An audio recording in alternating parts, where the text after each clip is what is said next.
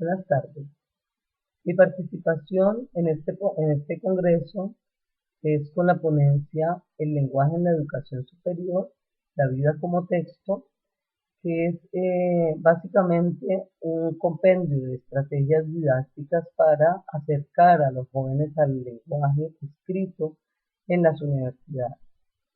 Se trata de un eje central, un referente teórico muy importante que es Bolívar, Antonio, Domingo, Jesús y Fernández y otros, en el libro La investigación biográfico-narrativa en educación.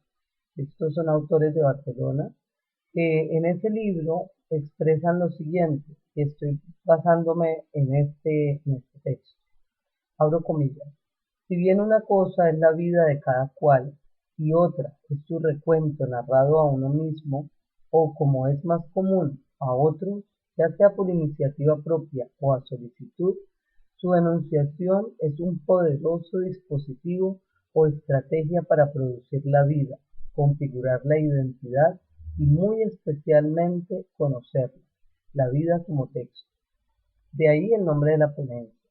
Estoy estableciendo una comparación entre lo que ha hecho la escuela tradicional y unas didácticas que nos dejan ver los escritores vivos, los que están todavía vivos aquí en Colombia, nos dejan ver a través de esas huellas subjetivas en sus libros, donde nos hablan de cómo se acercaron a la lectura y la escritura, algunas nos dan pistas para podernos acercar a los niños y a los jóvenes hacia ese mundo tan maravilloso que es el de la escritura.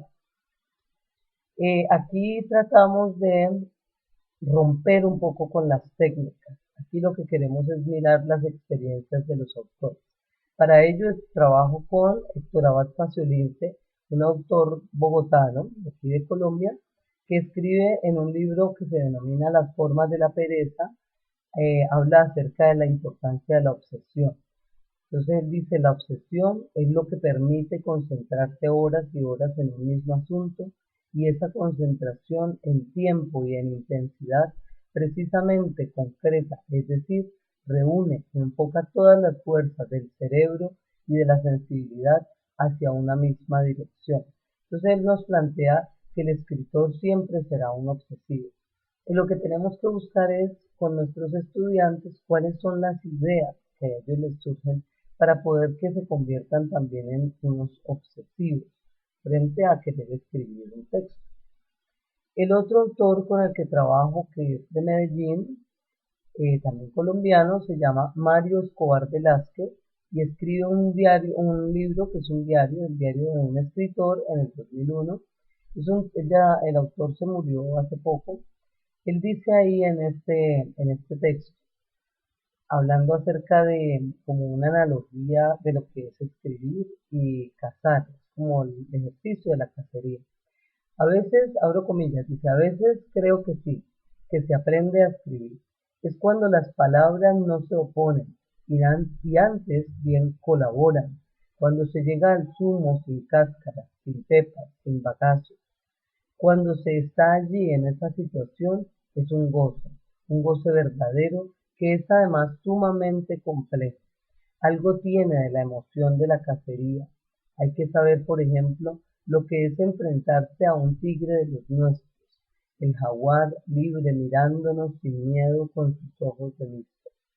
Entonces hace una comparación allí como con la cacería, pero también dice que todo ese esfuerzo después de dejar una hoja, dos hojas diarias, dice, mm, se trata de las devociones, dice, lo hermoso no es útil, sino que queda ahí simplemente, dice, y tal vez muy escasos comprenderán, pero uno anduvo pleno sintiendo, y que tal vez muy escasos, bueno, nada igual a esos sentires y uno a la postre es un egoísta inmenso que se buscó su placer. Es decir, que hay que buscar ese momento donde la escuela permita hacer sin necesidad de tener que demostrar para qué sirve ese hacer, sino que se convierta en el sentir, en el disfrute, en el placer. Por otra parte, William Ospina, nuestro ensayista colombiano, que es del Tolima, Él nos deja varias pistas en el libro La Escuela de la Noche, es un libro de ensayos muy bello, donde nos cuenta cómo al comienzo de su inicio literario, lo único que tuvo en su infancia fueron narraciones orales de parte de don Ruperto, un vecino que reunía a todos los niños en las tardes y les contaba las historias que los adultos no se atrevían a contar. Entonces, él nos habla de eso, nos habla de la importancia de la lectura en voz alta y sobre todo la importancia de saber contar los cuentos. Entonces, él utiliza una expresión muy bella que es darle como música a esos cuentos. Entonces dice, hay un milagro de la voz que logra con lo escrito la misma magia que obran los músicos con las partituras, darles vida en los corazones a unos signos detenidos sobre el papel. Él habla de la importancia de esa musicalidad cuando leemos en voz alta a nuestros estudiantes.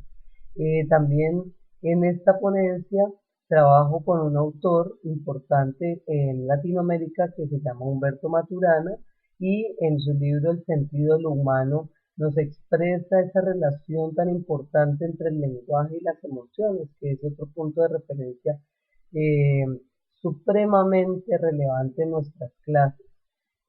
Aquí, por ejemplo, Maturana habla de la importancia del lenguajear, es decir, no se trata de charlar simplemente, sino disfrutar, construir esos espacios de convivencia y de ideas frente al lenguaje. También trabajo con Alfredo Molano, un escritor bogotano que escribe crónicas y que ha estado en Barcelona, pero porque ha tenido que irse, porque hablo de otra característica que tiene la escritura y que las hago ver a los estudiantes, que es la responsabilidad.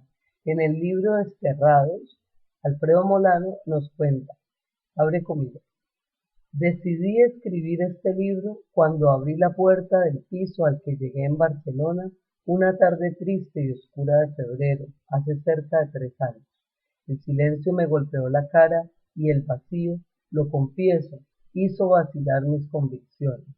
Atrás quedaban los pronunciamientos con que enfrenté a mis lectores y ante mis hijos y mi gente las amenazas de muerte firmadas por los paramilitares, amenazas que no fueron ni únicas ni las más peligrosas. Entonces, esa responsabilidad que tenemos cuando escribimos, de poder dar la información y no dejar como que las palabras sean las que cometan ciertos atropellos o ciertas atrocidades. O en el caso de Molano, que él trabaja, él hace las entrevistas a las víctimas directamente y en algunas ocasiones, cuando se puede, a los victimarios. Dice Molano en ese libro del 2001 que se llama Desterrados, abro comillas, dice, escribir desde aquí sobre nuestras realidades es difícil. Implica no solo atreverse a reconocerlas, ejercicio diario y siempre doloroso, sino hacerlo sin respirarlas. Leo y releo mis textos y suelo encontrarlos secos y llenos de esas trampas tendidas por la magia de las palabras en las que se cae con tanta facilidad. Escribir sobre las realidades de Europa es aún más difícil porque casi todas carecen de resonancia en nuestro tierra. Entonces finalizo, bueno, la responsabilidad, la importancia del contexto. Tenemos estudiantes que llegan de otras ciudades, llegan del campo, llegan de la costa y ellos de verdad sufren mucho en su estadía de, eh, lejos de su familia. Entonces eso también se nos convierte en un motivo para escribir. En fin, hay muchas variables que nos llevan a escribir y aquí lo que se pretende es hacer de la vida un texto, utilizar todas esas herramientas, pues que no es algo que nunca se haya visto, pero pues cada institución, cada programa tiene su manera de hacerlo. Lo que he querido compartir es esto y finalizo con un texto de Galeano que dice, en una entrevista dice, somos al mismo tiempo luces y sombras. Estamos condenados al dolor y al amor, pero hay dolores que no provienen ni de la pasión humana ni de la muerte. Dolores que son agregados por un sistema enemigo de la gente y de la naturaleza que tiene que ver con el funcionamiento desigual del mundo. Yo creo en concreto que este proceso de imposición de valores universales centrados en la mercancía y en la rentabilidad implica un envenenamiento del agua, de la tierra, del aire, pero también del alma. Y aquí nosotros queremos hacer mucho énfasis en que la escuela no envenene el alma, no se convierta en un negocio, sino, como digo al final en mi último párrafo de la ponencia, las vivencias configuran el texto y el texto, según el universo donde circula, reconfigura o desfigura al hombre, le cambia la piel, los sueños y los transforma en nostalgia. Espero que podamos hacer algo con mucho amor, con mucho corazón y de verdad no priorizar el rol en las escuelas, sino el ejercicio de interactuar con amor, como es la pedagogía actualmente, como debe ser actualmente. Un espacio del conocimiento, un espacio de amor y convivencia en torno al conocimiento. Muchas gracias, les habló Gladys Zamudio Tobar desde Cali, Colombia. Espero que puedan leer la ponencia completa. Vale la pena. Adiós. Abrazos para todos.